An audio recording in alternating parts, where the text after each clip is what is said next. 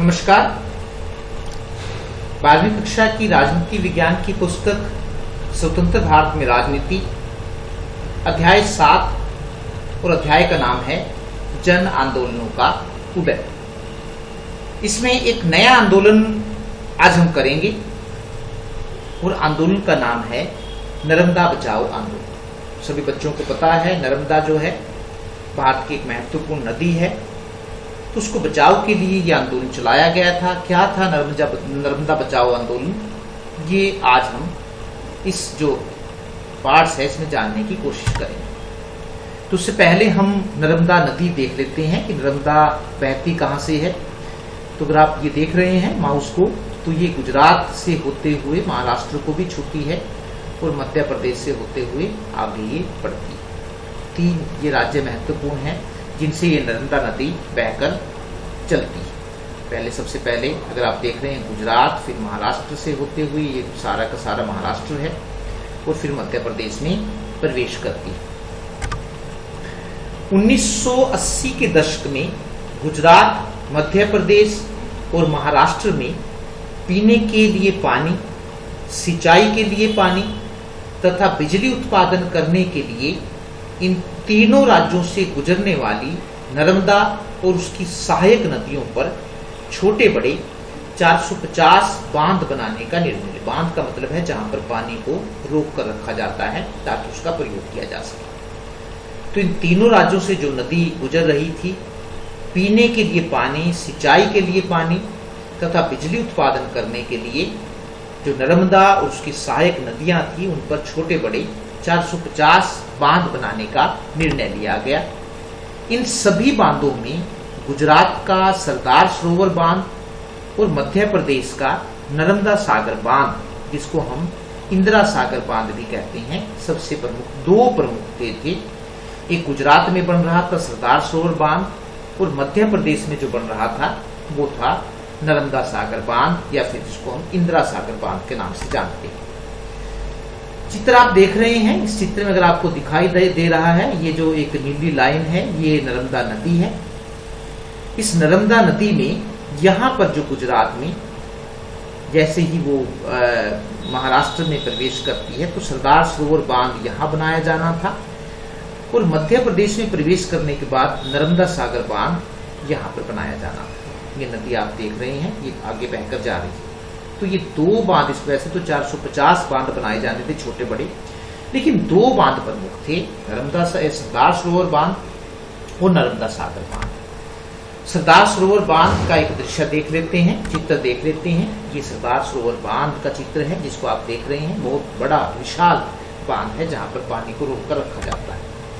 नर्मदा सागर बांध, जिसको हम इंदिरा सागर बांध भी कहते हैं, उसको भी देख लेते हैं। ये इसका चित्र है, इंदिरा सागर बांध या फिर नर्मदा सागर बांध का, यहाँ पर पानी को रोक कर रखा जाता है। तो ये 2 बांध प्रमुख थे। इन बांधों के समर्थकों का कहना था, जो इसका समर्थन कर रहे थे, जो इसके पक्ष में थे, इन बांधों के समर्थकों का कहना था कि इनके निर्माण से गुजरात सहित बाकी राज्यों को सिंचाई तथा पीने के लिए पानी और बिजली उत्पादन की सुविधा मिलेगी, जो इसके पक्ष में थी, जिससे कृषि उत्पादन बढ़ेगा।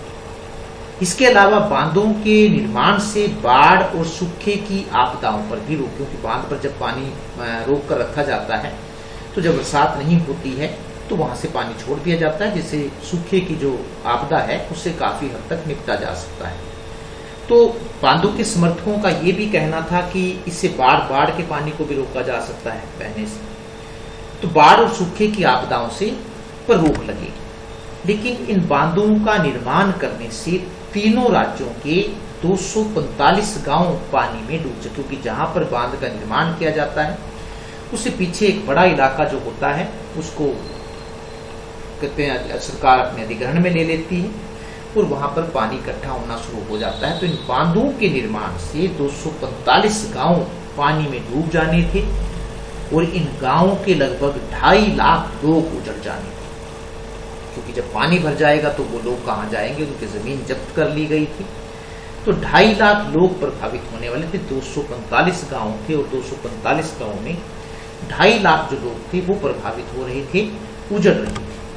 अतः उजड़ रहे लोगों ने अपने अपने संगठन बनाकर अपने पुनर्वास का मतलब है कि उनको भी फिर से कहीं बसाया जाए। उजड़ रहे लोगों ने अपने अपने संगठन बनाकर अपने पुनर्वास का मुद्दा उठाया। 1988-89 में इन संगठनों ने अपने आप को एक बड़े संगठन के रूप में गठित करके नर्मदा बचाओ आंदोलन चलाया कि उनका ये मानना था कि जो नदी बहती है उसको बचाओ ताकि उसके पीछे वो भी अपने आप को बचा सके। तो 1988-89 में फिर आप इसको अच्छी तरह से याद कर लीजिए कि नर्मदा बचाओ आंदोलन जो था 1988-89 में चलाया गया। वैसे तो लंबे समय से चल रहा था, लेकिन अपने आप को लोगों ने जो संगठित किया और नाम दिया आंदोलन का, वो 1988-89 में हुआ। तो नर्मदा बचाओ आंदोलन चलाया। ये उसके कुछ दृश्य हैं जिस प्रकार से लोग सड़कों पर उतरे थे नर्मदा बचाओ आंदोलन के लिए। ये भी आप चित्र देख रहे हैं, नर्मदा बचाओ आंदोलन का ही एक अन्य चित्र है।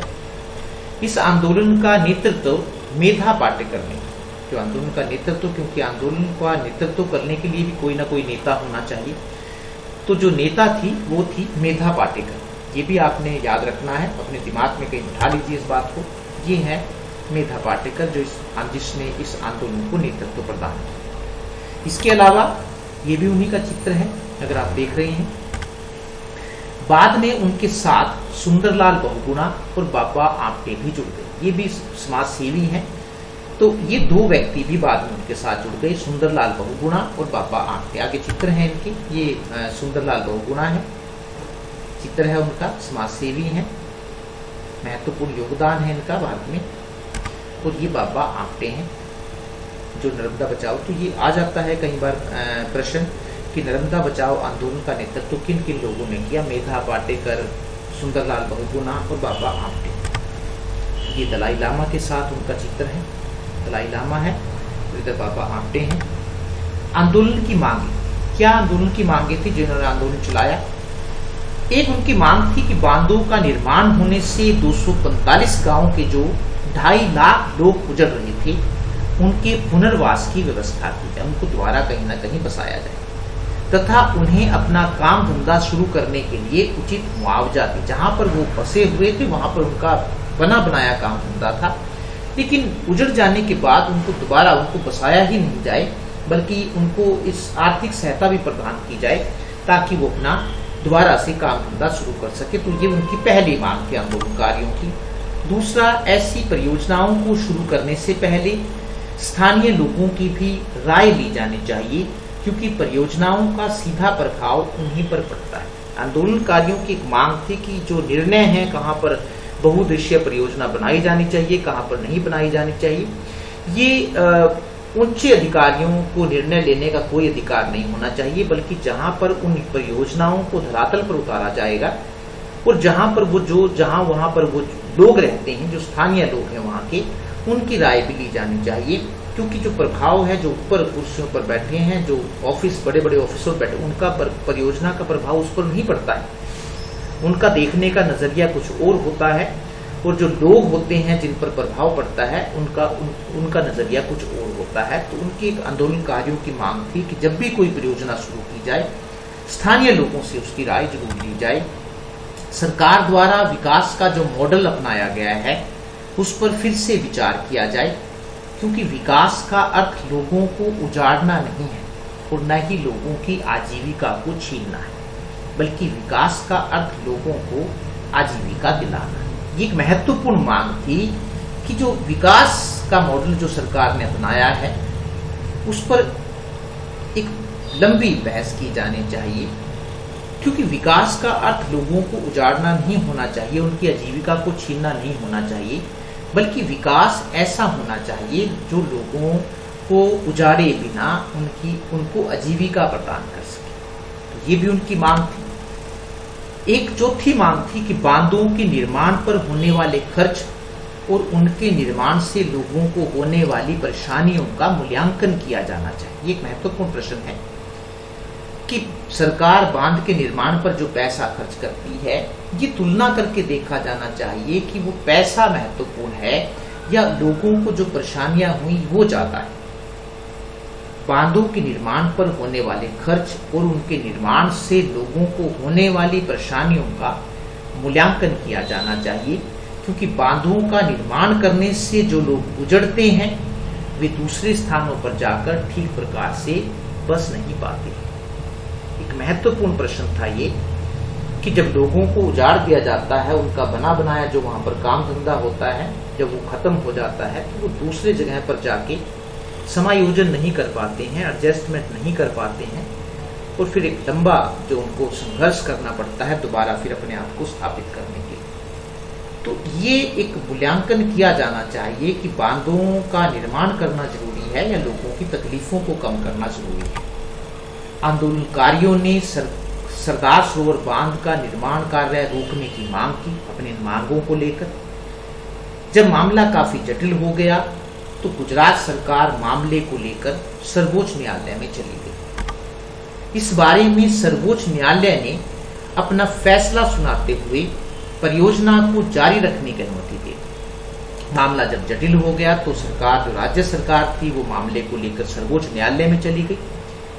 सर्वोच्च न्यायालय ने फैसला दिया कि परियोजना को जारी रखा जाए, लेकिन साथ ही तीनों राज्यों को निर्देश दिए कि वे उजड़े हुए लोगों के पुनर्वास की सही व्यवस्था करें।